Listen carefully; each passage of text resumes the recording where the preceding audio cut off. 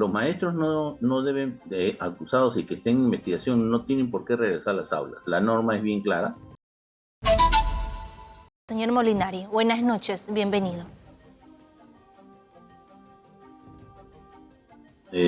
Muchas gracias por la convocatoria y para que podamos abordar este delicado tema. Claro, ¿por qué se da esto de que si hay acusaciones, testimonios y en muchos casos pruebas de por medio de las alumnas denunciando ese tema de agresión sexual de varios docentes, no hay sanción sobre ellos? No los expectoran de la carrera magisterial, sino que solamente los rotan, nada más. ¿Por qué hay este mal manejo de estos graves casos en el sector de educación?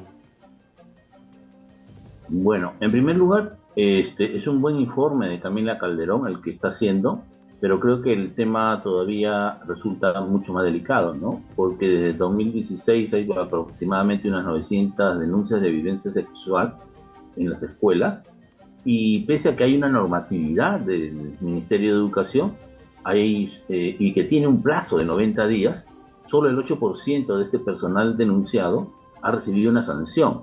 Y como tú mencionas, en algunos casos la sanción y la primera acción que hay que tomar es separarlos de la escuela, van a las unidades de gestión educativa o a las DRE mientras se hace todo el procedimiento, porque existe una resolución ministerial, la 274 del 2020, que aprueba la actualización de un protocolo de atención de violencia contra las niñas, los niños, los adolescentes, y existen plazos, tanto para la atención como para la derivación, el seguimiento y el cierre de casos de violencia sexual contra menores en espacios educativos.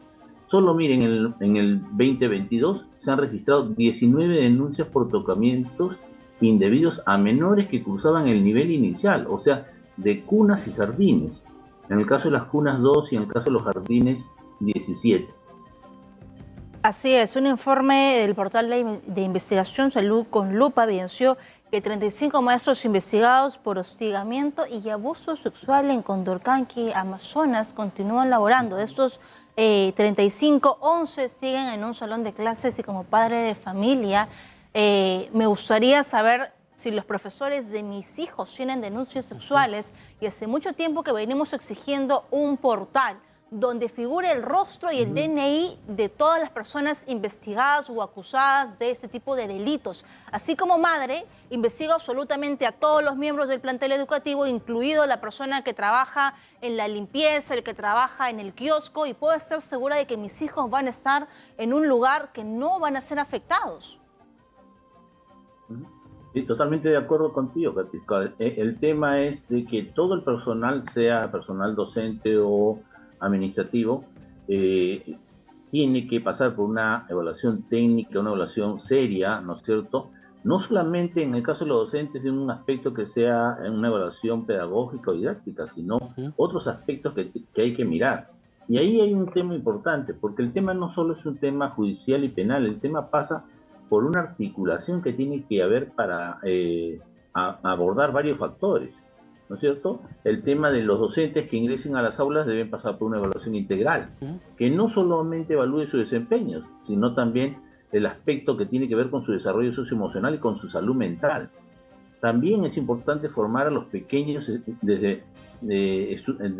estudiantes desde muy pequeños, porque es importante que ellos aprendan también a cuidar su integridad mediante una sólida formación de ciudadanía activa. Y esto no está siendo incorporado en nuestro actual currículum. Deberíamos incorporarlo y deberíamos trabajar. Es uno de los enfoques importantes que hay que desarrollar. Y por otro lado, un programa de formación continua para los maestros, pero con monitoreo y acompañamiento de ellos y su desenvolvimiento dentro de clases, para poder apreciar si es que no asumen este tipo de conductas al interior de la escuela. Creo que junto con ello hay un trabajo que hay que hacer y que hay que volver a implementar la Dirección de Tutoría y Orientación Educativa que fue desarticulada en el Minedo, con un programa serio que aborde seriamente a las personas, la dignidad de la persona, los seres humanos, las relaciones humanas, la familia, pero que también integre a los entes descentralizados. Sin embargo, señor Molinari, yo le quiero insistir con la pregunta, ¿dónde está la falla del sistema? Según la ley de reforma magisterial, se advierte que cualquier docente acusado de faltas o delitos graves contra la integridad de los estudiantes debe ser separado mientras se llevan las investigaciones. Sin embargo, esto no se cumple. ¿Dónde está la falla del sistema si la ley, si el marco legal está dado? Bueno, está en el accionar de las instancias que les corresponde intervenir. Esto no desliga que el Ministerio también tiene una responsabilidad, pero fundamentalmente las direcciones regionales y la SUGEL tienen una responsabilidad directa sobre la acción que deben tomar y los procesos que tienen que haber para no hacer que sea una letra muerta los dispositivos que han emanado del Ministerio de Educación. Entonces, en ese sentido, hay que generar mecanismos que a través de la OTEPA, del mismo Ministerio de Educación, se vea el cumplimiento de estas acciones en las DRE y en la SUGEL y en las propias escuelas, ¿no? Porque los directores también tienen que asumir cierta responsabilidad para poder hacer el seguimiento a sus docentes y comunicar en los casos que ellos perciban de que hay este tipo de procesos, de problemas disciplinarios o actos de acción de violencia sexual en sus escuelas. ¿Y cómo establecemos responsabilidades cuando un docente que ha sido acusado por hostigamiento y abuso sexual regresa a las aulas? ¿Cuál es la cadena de responsabilidades? Bueno, los maestros no deben, acusados y que estén en investigación, no tienen por qué regresar a las aulas. La norma es bien clara. A ellos, mientras no se concluye el proceso, tienen que estar depositados en la SUGEL o en la DRE, asumiendo tareas que ya verá la DRE y la UGEL cómo asumir. Siempre se justifica de que, bueno, no hay presupuesto y por lo tanto hay que volverlos a mandar a las escuelas. Eso tiene que tener una solución y si hay que generar los presupuestos y las contrataciones correspondientes, hay que hacerlo. Miren, acá hay algo importante, ¿no?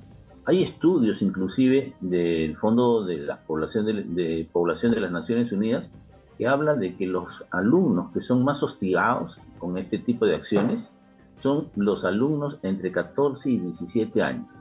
Sin embargo, la norma nuestra solo mira a los alumnos hasta los 14 años.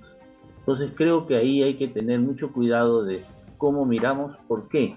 Porque las sanciones son mucho más benignas para aquellos que atentan contra la integridad sexual de los jóvenes, de los adolescentes entre 14 y 17, ¿no? De los que atentan contra los menores de 14 años. O sea, creo que merecemos también una revisión por parte de esta normatividad y, lógicamente, fortalecer la carrera pública magisterial, ¿no? De que muchos quisieran que no se continuara y que todos los maestros contratados ahora pasen directamente a ser nombrados sin que haya ningún tipo de evaluación. Creo que ahí esto me hace recordar a algo muy interesante que pude apreciar en una oportunidad, en un viaje a Finlandia para ver y hablar con las personas del sindicato. Exitosa. El secretario general del sindicato nos dice, cuando un maestro comete una falta, los primeros en actuar somos los miembros del sindicato. Los retiramos. Sin embargo, lamentablemente hay una mala aplicación de la norma en estos momentos que no está protegiendo a las víctimas de esas agresiones. Hay una estadística que, por ejemplo, este portal Salud con Lupa comparte, en la cual sostiene que se ha evidenciado que de 35 maestros investigados por hostigamiento y abuso sexual en Condorcanqui, región Amazonas, 24 ya no laboran en colegios y 11 continúan dictando clases, a pesar de que hay denuncias y pruebas de por medio. ¿Esto cómo podría impactar en el colectivo educativo, en las estudiantes o los estudiantes que podrían estar sufriendo situaciones de acoso o agresión sexual? Creo que la UGEL correspondiente lo primero que tiene que hacer es retirar a esos profesores que están en proceso de investigación, depositarlos en la UGEL, ver cuál es el nivel de desarrollo de sus casos y, lógicamente, también tenemos que ver que no estén siendo rotados los maestros de una escuela a otra escuela, ¿no es cierto? Porque los actos que cometen en una escuela de igualito lo pueden realizar a las que van. Y un aspecto que creo que es importante, que también hay que poner mucha mirada, mucho ojo sobre eso, es que hay que articular un trabajo entre el Ministerio de Educación, sus órganos descentralizados, pero también los Ministerios de la Mujer y Desarrollo, el tema de salud, ¿no? El tema del Poder Judicial y las demunas. No hay que descuidar esos aspectos porque precisamente ahí es donde se van recogiendo las evidencias que permiten precisamente una sanción final en estos casos.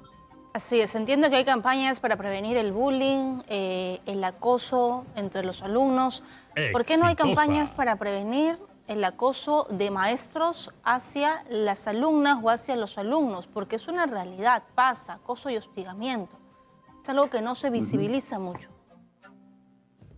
Bueno, por eso mismo es que es importante que nuevamente se reimplemente, nuevamente se crea la Dirección de Tutoría y Orientación Educativa, que fue desarticulada y que tenía precisamente entre sus funciones este tipo de campañas a nivel nacional.